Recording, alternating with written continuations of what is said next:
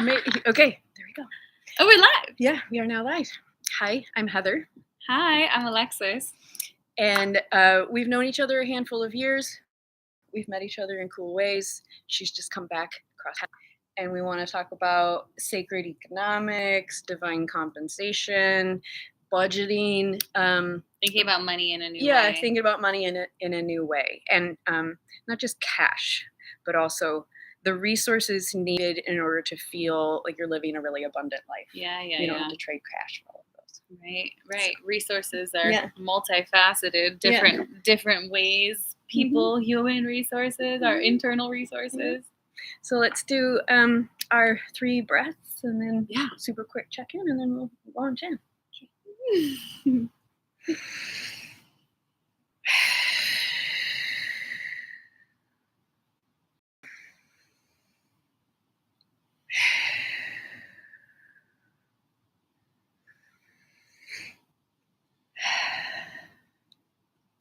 Hopefully you just took 3 breaths with us. Yeah, hopefully. Yeah. But if not, rewind and go back and do it again.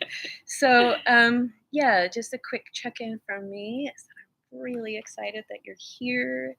I'm just beyond delighted that we're in the particular environment that we're in order to have this conversation. Like, amen. Magic. And I'm grateful for the lovely weather and everything just kind of coming together. So. Yeah, that's really where I'm at in this moment. Oh, that's so sweet. Thank you for sharing that. I'm bringing definitely gratitude and presence into this moment, and also feeling like I just landed. And we took our breath, so I'm like coming from coaching all day, every day, and it's like a lot of like instruction, questions. It's like it's an intense and rigorous process, which I adore, and I'm absolutely completely in love with. And it's nice to have moments of just like, let's free flow in conversation and just talk about this in a way that feels like healthy and dynamic, and that's cool too, to not have to adhere to a structure of something. I'm all about it right now. And or break the concepts down to like a beginner level, which takes quite a bit more foundation building than for us to talk at the level that we are likely to understand each other. And there are folks in our community who would understand the level that I imagine we'll talk about. Okay. But yeah, I love how you suggested that I check with you about your understanding, and then, kind of, make sure that it's clear, because that will definitely benefit anyone who happens to ever want to hear our conversation. And that's like, I mean, checking back and forth with each other of like, did what I just shared, if it's a brand new concept to the other person, did what I say land for you? Like, how did you interpret it too? Because like you're interpreting through your lens, and I'm through mine. And so if you say something and I don't quite get it, it's like, well, what I heard was this, and you're like, oh, what I was actually going for was over there. So we get to check back and forth. Yeah, cool. It's a good tool, good practice. Essential. Yeah. So, why don't we start with, you called me not that long ago, and you're like, hey, I've got some questions. I heard you say this, and I want to, learn more. And so why don't you just kind of share, what are you most interested in talking about, or what is, give me some direction where to start. I think the thing that is like biggest on my heart and in my space right now is like shifting my relationship with money. And what does that mean? That's a huge concept. So many people are talking about that right now.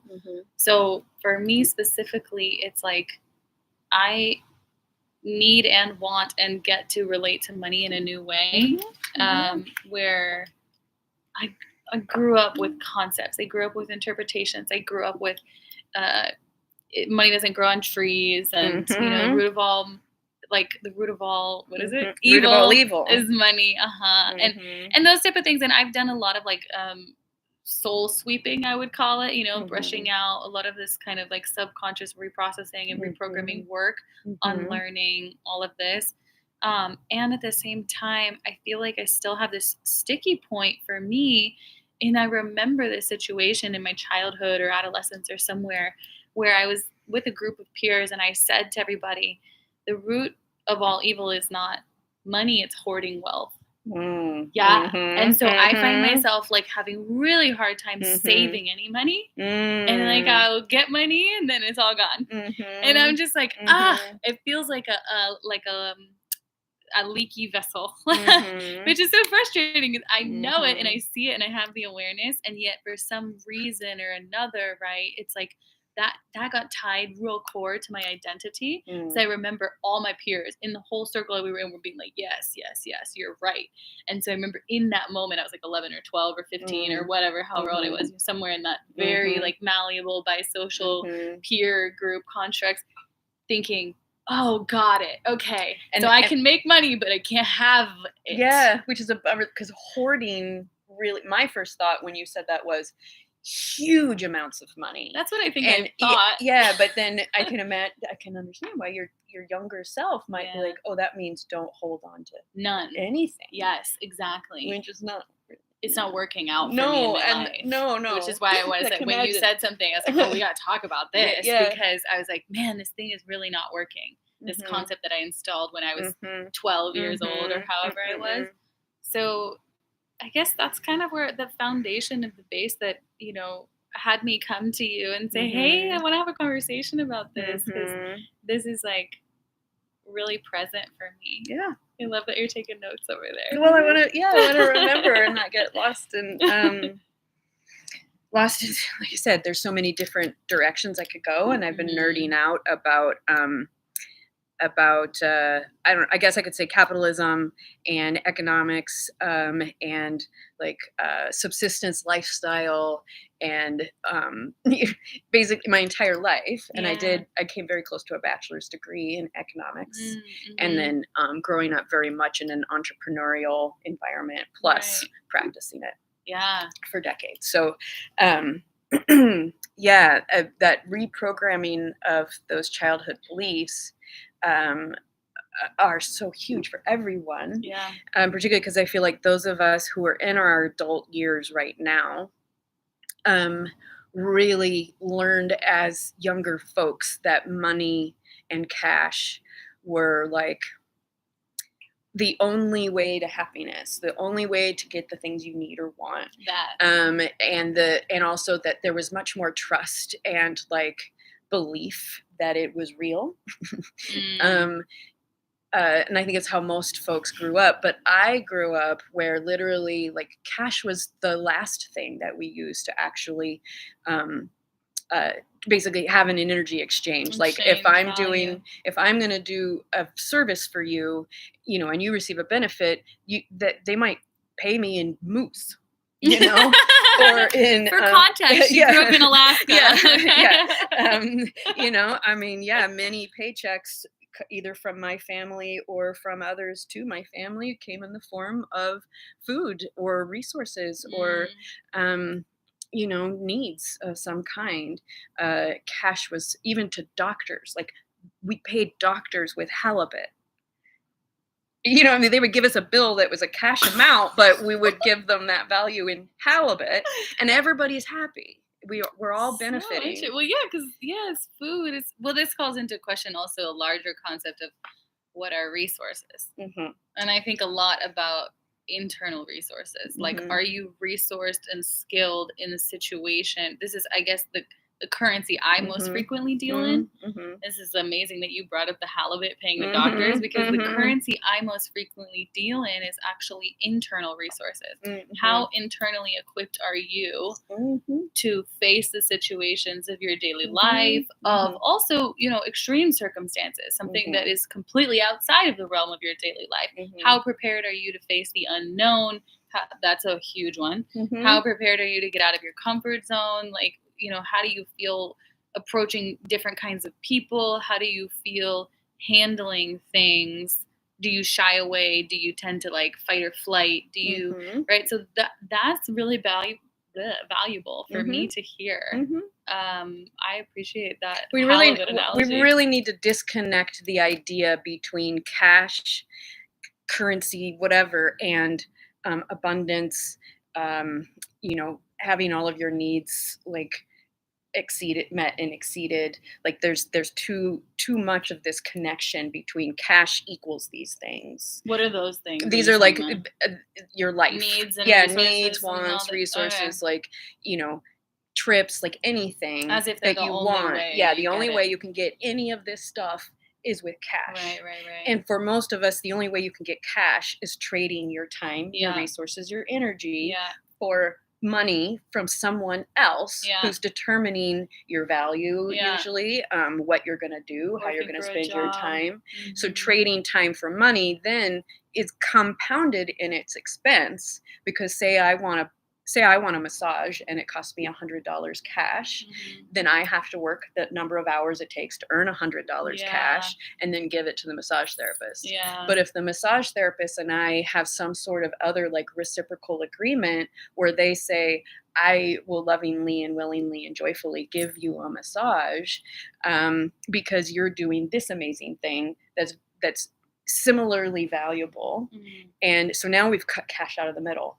And so now I no longer have to go out and earn cash in order to trade it for a service or an item or whatever. Yeah. So I've recaptured my time, my essence. How is this different from like a bartering system? It's not. It's not, is it? It's not. Sounds It's like just that. except for the problem that I have with the word bartering is there's really more of a connotation of pay as little as possible. Yeah. Give as little as possible. Yeah. And that is not the place Okay. to come from. That's an important distinction. It's to very make. important. So thank you for Extremely bringing it up. important. Yeah, Yes. yeah. Let's try as best we can to like define significant words Yeah. in the conversation, because Yeah. that's where a lot of the trouble comes from in the first place. Well, and the concept of giving is enormous, Mhm. because if you're being in giving and generosity and I'm being in giving and generosity and you want a massage and I'm like, oh, I would love to give a massage. And then you're like, oh, what can I give?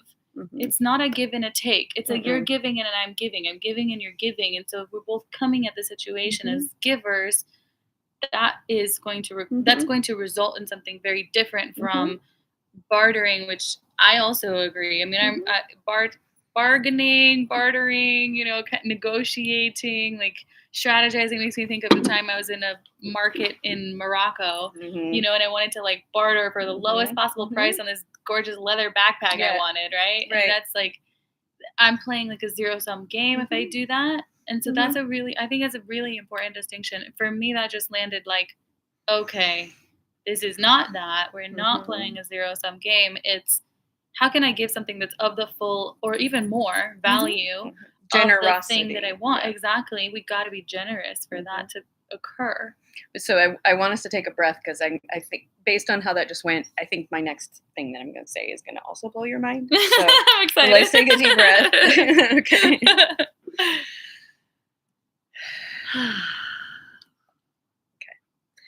So basically, in the same way that I said, there is too strong of a connection between currency, cash, and needs, wants, desires, and the only way to get these is through cash. So that's one really strong connection that is not true. Another really strong connection is, and the example of a massage therapist is perfect, is that the reciprocity automatically has to come between us. It's a you and I are sharing an experience. We're going back and forth with something in particular. I'm offering value, you're offering value back to me, but we're the only two involved. Okay, so that's very much like that.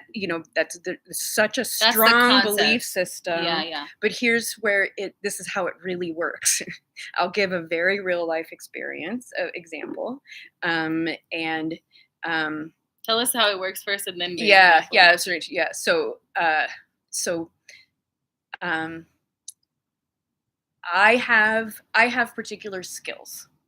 I have particular things that I can do that are really so much better or so much more like skilled than most people tend to be. And it's not because they need to be, it's because someone like myself is good at those things. Most folks currently believe that they have to directly give me cash, or some other valuable thing in order to be able to be a recipient of my skills. But in fact, I often give my skills, my perspective, my whatever, my time, to someone that I have absolutely no expectation whatsoever of something specifically coming from them. I'm really giving from my heart, from generosity, from like, this is what I'm really good at, and this is exactly what would benefit you in this moment the most. So that's the first part. That's the actual like person to person exchange. But it's not you're giving me something back. You're giving me your smiles, your joy, your relief at the help that I've offered, at the time that we're spending together. That's what I've received from this person. But then when it comes to the actual like cash or specific needs that normally you have to trade cash for, that comes from elsewhere in abundance and pretty much in direct relationship to the energy that I to how much you invested and yeah gave. yeah. And so, for example, that has shown up in a fridge, actually multiple fridges. I've been given multiple fridges because for free. Too many refrigerators. No, I needed them every time they showed up. So that's another kind of like fine-tuning piece is like, if I am, especially if I'm like currently involved in a project where I am like giving joyfully and expansively and generously, it's usually around that exact same time that some super unexpected things come my way, whether it be a cash opportunity, or I do a lot of rideshare and delivery. It might be that I earn some sort of ridiculous bonus that like I don't even understand where it came from, kind of thing, which happens a lot. Or people will give me something I would have traded cash for. And it's always far and beyond the value of what I would have charged had that original person and I decided that we had to exchange cash. Exactly. And it sounds to me like this is the concept of divine compensation. Right. Is what we're talking about. Yes. Is that based on what I give and what I'm putting in, I will be receiving an equal or even more abundant measure. Here's the thing. I have a question about that. Okay, so I've been volunteering about 90% of my time the last 9 months, and I have been like taken care of, like cared for. Like my needs are not all my needs, but some of my needs. Yeah, not all my needs, but like most of my needs. Definitely all my basic needs for sure. Have been met, but I would say just at the level of like sufficiency, right? Not at the level of where I feel like fully expressed, not at the level of where I feel like I have more, like, for example, this house we're in right now, to me represents like I have more than enough, way more than enough, so that I can like host gatherings, so that I can bring people, so I can be generous with my space. I've been real generous with my time. But my space is real small right now. For example, it's like I'm living in like a little like studio cabin sort of unit, and it's small, and so it's like, I can't host a dinner party in there, That's a question that I have, and I'm sure that there are other people, and that's a super common question. That are like, well, okay, how long is that gonna take, or because there's things like rent. If you're renting a space, take the example of a massage therapist. Well, they're gonna, if they're not giving massages out of like their basement or wherever, even if they are with their basement, they still need to pay rent on that basement or a mortgage. If they're renting a space though, like an office space or what the case may be, no, there's actual real need for actual cash. There definitely is. So what is like the like? We need to step back a few steps though. Okay. Because there's even in what you said, that I've been volunteering 90% of my time for 9 months. There's still in that statement a pretty direct like expectation of expectation being the key word. There's an expectation that I have invested XYZ. And so obviously, like, so I know that it's such a fine one. Should come. Yes. But if it's coming from a place with even the smallest flavor of like, I am giving more than I'm receiving. I am I'm starting to feel a shade of resentful.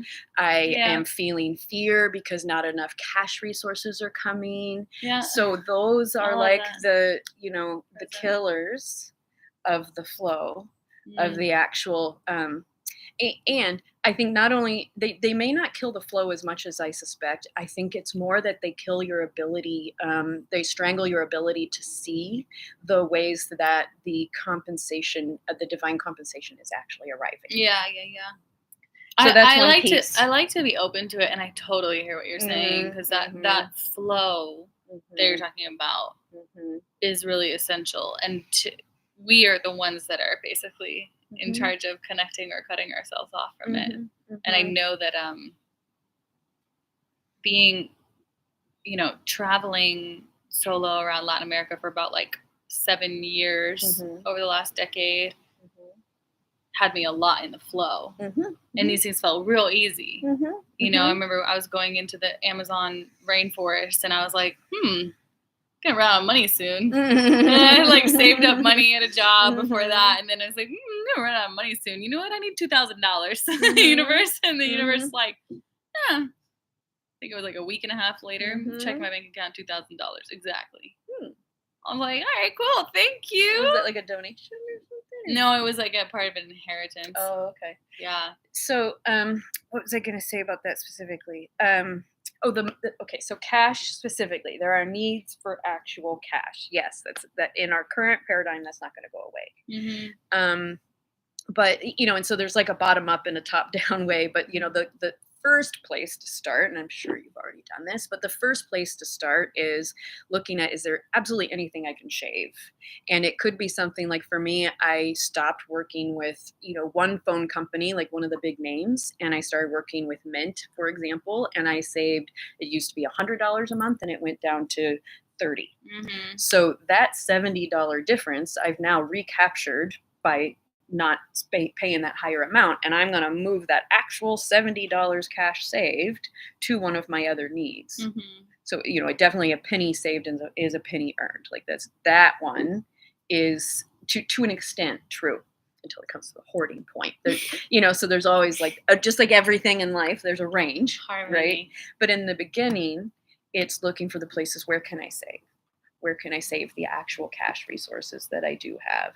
I haven't used this one subscription in 3 months, and maybe I should pause it or cancel it. So that's always first step, of course. That's always first step. And then the next step is, how could I get any of these needs met without cash? Or how could I get some of my other needs met that I currently trade cash for without trading cash? And so you would journal that out or something? Yeah, I mean, it's very much about tracking. And there's a variety of ways to track it. This in my moon site journal just happens to be one way. Can we show this to Well, there's 2 pages here. I don't know if it's gonna be flipped. So on this side is where you calculate your sacred income by actual numbers, current monthly living and operating costs at a survival baseline. And then on this side, it's the same. It's asking for the same information, but then it's like, what are your actual monthly living and operating costs if you're thriving? And you show them scaling. the front of them just to like see what that looks like. Yeah. That's what we're looking at right now. So that's one way. That's just like very much a ledger, though. And so this is one place to start, but it's not necessarily like more the intention setting kind of aspect. Basically I'm sure you very much have practiced like kind of a new moon, practicing setting intentions and getting clear about what you want to, do over the next month, or whether it's a new moon or not. Like at some point, you're kind of setting intentions for a period of time. Living intentionally is important, right? Yeah. Well, now you just layer in specificity around your income, whether that be in the form of actual cash, or I am open to receiving, my needs, desires, and abundance coming in unexpected ways, and from you're getting clear on what your needs are, and then the fact that some of them can be met by cash, but some of them could come in other ways too. It's disconnecting that idea of the only way I can get the things I need and want and live in that like lifestyle I want is by earning the cash. This is something I've been practicing. So I want to give like a tangible example too. I've been practicing when it comes to clothing for several years. I would say like 90, maybe 95% of my clothing has come from clothing swaps.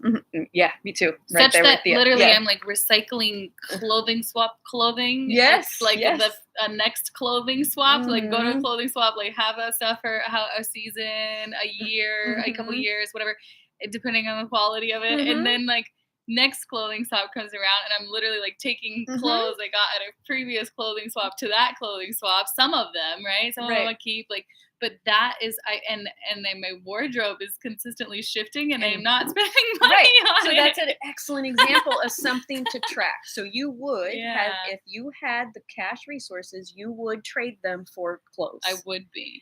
But since you did not need to trade those cash resources for clothes, you still got to feel put together and, fashionable and, having some change available without a big resource. So what I used to do with my swaps, I haven't been recently necessarily, but I literally would come home from a swap and I would go through everything I just got. And I would be like, if I were to trade cash for this thing, especially new, for example, how much would that have cost me?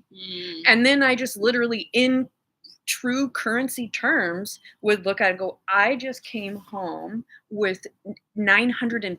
I was gonna say $1,000. Usually it was well over $1,000 because I mean I got the most beautiful leather boots, for example. I got Italian leather boots. I've got all sorts of designer things. And lots of designer. And same with when I go to Goodwill, because I am trading some money, but I'm like, I got this thing was $95 new, and I paid $8. And it's also not the to say difference is money saved.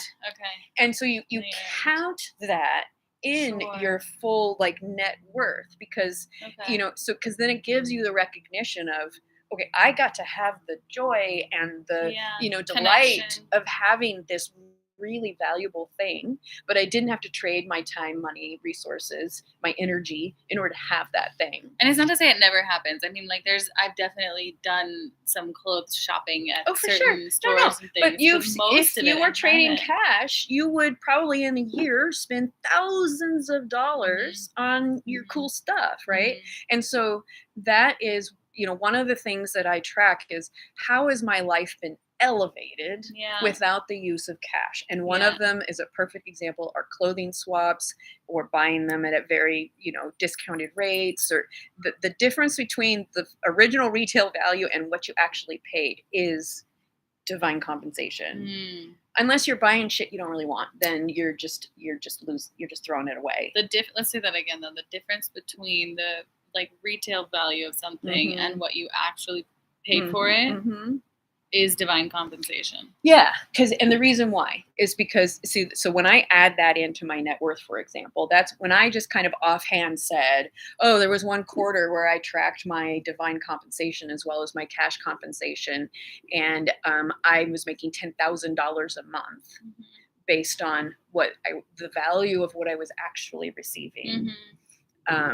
And so that's how it came about that number is if I really had a fuck ton of money, I would buy really nice things. Not now, but if I had never lived this way, if I had never lived this way and was willing to trade cash for things, I would just assume, okay, well, if I was a multimillionaire, I might have a house like this. Right. If I was a millionaire, I might rent a house like this.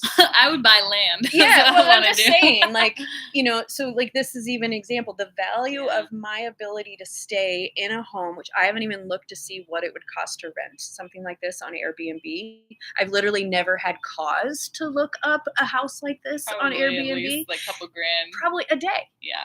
And so in my mind, the amount of expansiveness and creativity and quiet time and ability to invite a friend over, the value I'm receiving by just inhabiting this space, let alone using it as a recording studio. I mean, I have 15 recording studios in this room, this space, and we are in an epic house. It's an epic house. It's literally the biggest house I have ever walked in.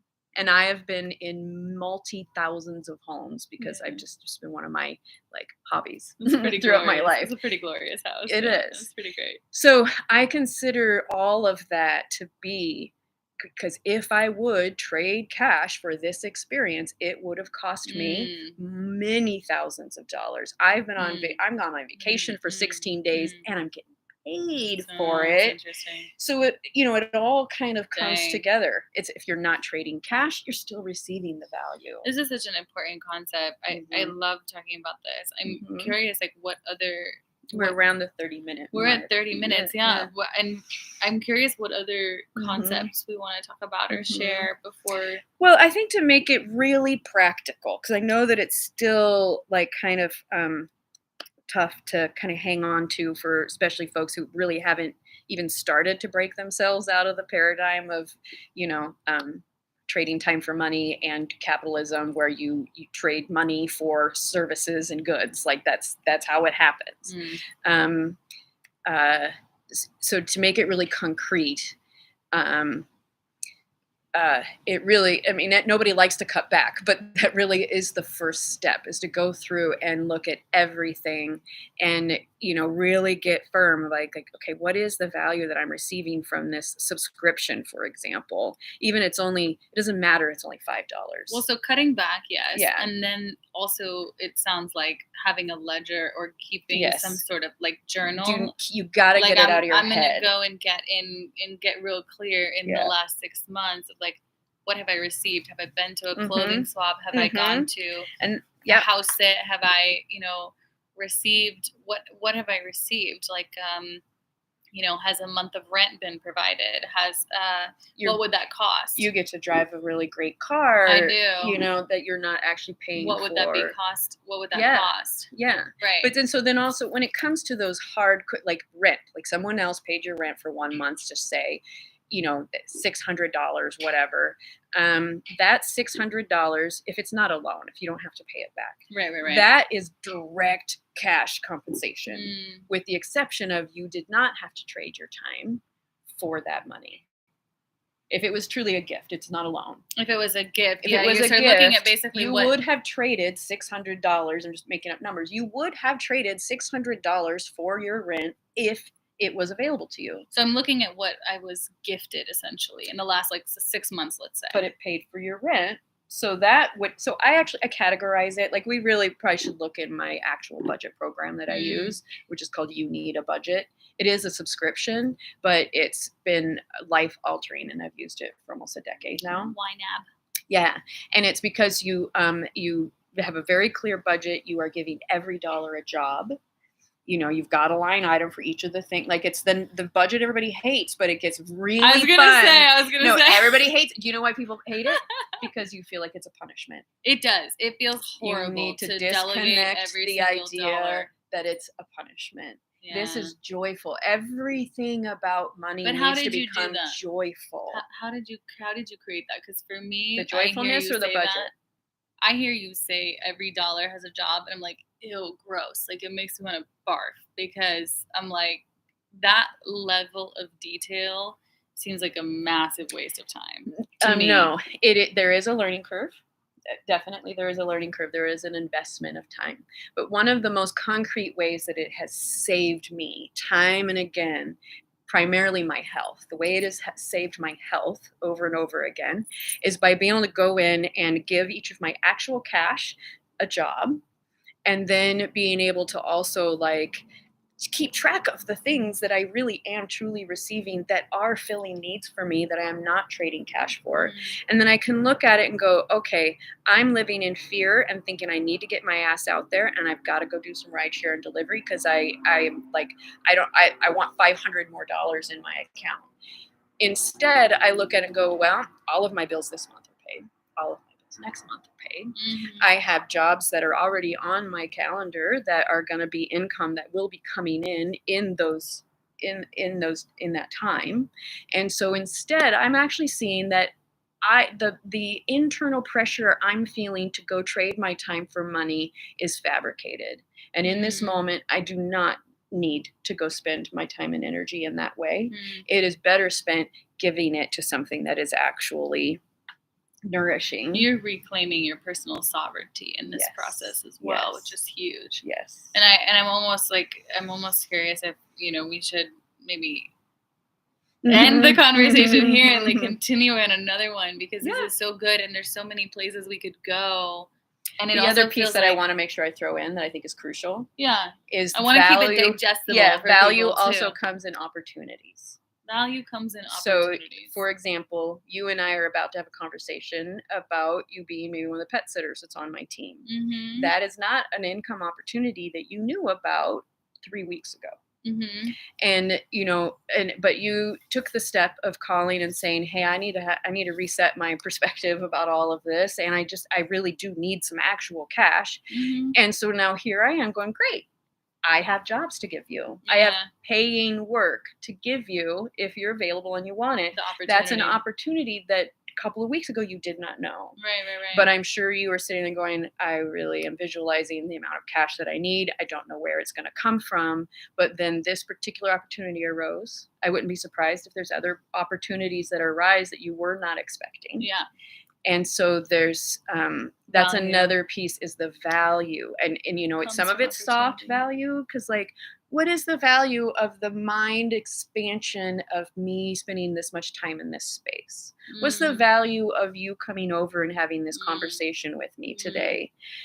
Like, we might look back on this in a year and you're gonna be like, holy fuck, that was like a pivot moment, right? What's the value of that? I don't know. We don't need to give it an actual like cash evaluation, but that's another really big piece of this, is that you also have to put it into cash terms, because that makes it digestible, and step back from cash terms and recognize the value of this amazing opportunity that I just happened to step into, and this experience I had in this conversation. The value of that. Well, there's a difference too.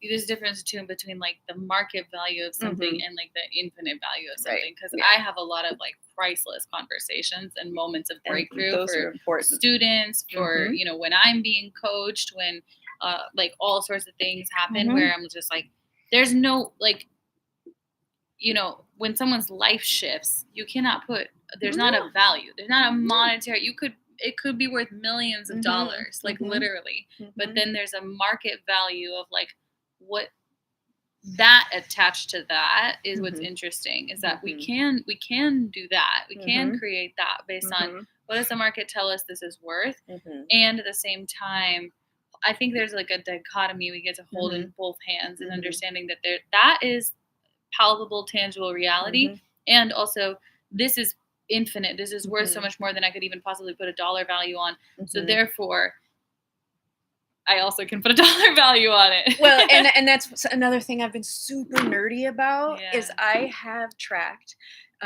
my time spent, the income coming in, specific opportunities like rideshare. I'm like figuring out, okay, what is my hourly income? And so I've used all of that data to identify a few things, like what is, not only to see like what is my current marketable value, and it usually ranges $35 to $50 an hour, is how much I consistently am paid from a variety of sources.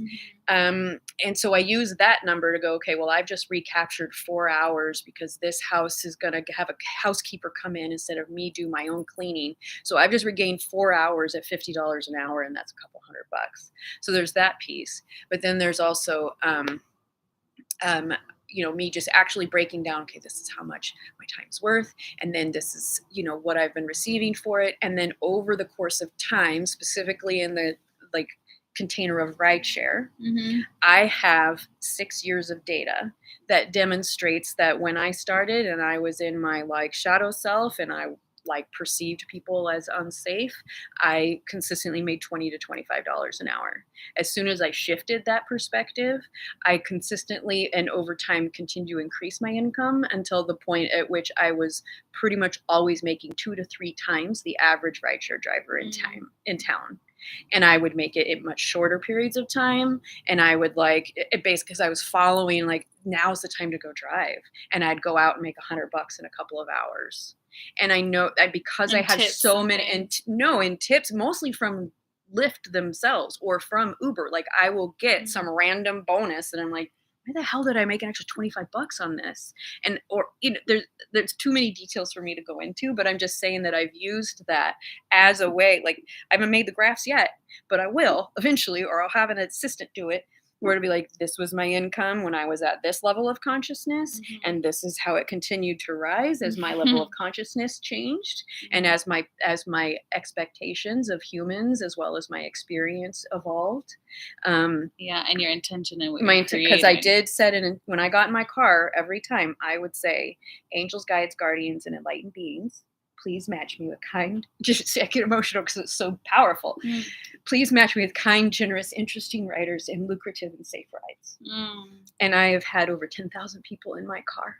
And the only time that I genuinely felt unsafe, the dude was dressed as a hamburger. And so I knew without a doubt that there was no way that the universe was going to send me, sexual assault or death in the form of a hamburger man.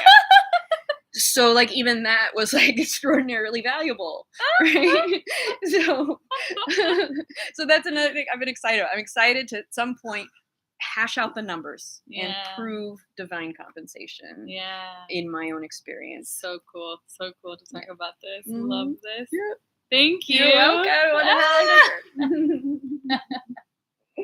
Well, I look forward to continuing our conversation, and really maybe there'll be other friends who are like, I want to talk about that too. Yeah, I think so. I mean, let us know in the comments if you got value out of this conversation, and like also what your thoughts are, and also like questions or being fly on the wall. Like, what did you notice? Like, what was something that really sparked your interest, or that landed for you, or that came out that you're like, I'm curious, or I want to know more, or I didn't understand this concept. Let's talk about it. Because then if we also get that feedback from viewers of this video, we can go further into those concepts and explore it. Right. Because I just get all excited and nerdy, and I don't even I don't remember what I just said, but I know it was important. It's so great. It's so important to talk about this stuff, because the whole paradigm is shifting, and each of us uniquely is contributing, but it's a whole collective thing. And I think the more we have unique minds who are on similar frequency, and we create these things. That's how the whole system that came to be was created, and the whole structure that is implemented now is just an agreement. Exactly. So we got to agree on new things. People kind of believe her rules. Let's agree on a couple new things. of resources that I would strongly recommend is Marianne Williamson's book, Divine Compensation. And I'll be honest, I have not read Charles Eisenstein's Sacred Economics. I know that, but I've read at least the first section, and I just had tingles the entire time. I'm like, this is it! Oh my god! But I haven't finished it. I think I read the introduction and I had that same feeling, and then I was like, all right, got it. Third, I need to find there's a little piece of this one book that I recently had the opportunity to be introduced to, and they have in this book the absolute best example I have ever heard of non-currency energy exchange. And they use a term called PEBs, which is just literally, they're really making a whole, they're really saying what we really could be doing and would be so much easier. But now I can't remember the name of the book. We'll put it in the description. Yeah, I'll put it in the description. It's a quickie. It's about a robot who comes out of the woods, and robots have become sentient, and a monk basically, and they travel around together, and there's just a million amazing things about it. But the robot's basically trying to learn human existence, and outside of the woods that he grew up in, like I did, and he's super literal, like I am, he's like, well, I don't understand what's happening here. What are these numbers? I went and helped somebody, and then they put these numbers on a piece of paper. What does that mean? And like, you get all of your needs met, you receive everything you need, you can trade PEBs for it. Well, what if I go into debt? Well, then maybe you need a little help. That just means we gotta give you a leg up. That's not, there's no penalty, and it doesn't feel good. So everybody always comes back from it. It just means that there needs some help, So everybody recognizes it's this made up thing, but it is this kind of way of tracking of each other's, health and well-being, as well as, is everybody participating, but it's not a judgmental thing. It's not a, checks and balances thing. It's really just a way of kind of accounting divine compensation and accounting. Mm-hmm. It's important to have, a tangible, measurable, objective way to see it. Wild form. That's what You put it in the description. I love it. Thank you for tuning in. Yeah, hold on. No, I got to say that book. I was going to end it. Oh, don't end it. Oh, maybe it didn't come back. Shoot. Yeah, I guess I'll just have to add it in the author is what does this have to be? No, okay, I guess I'm just gonna Can we just end it? Yeah, we're just gonna end it. And you can put it in the description. Thank you. So good though. It's such a good book. Becky Chambers is the author. I don't remember the name of the book.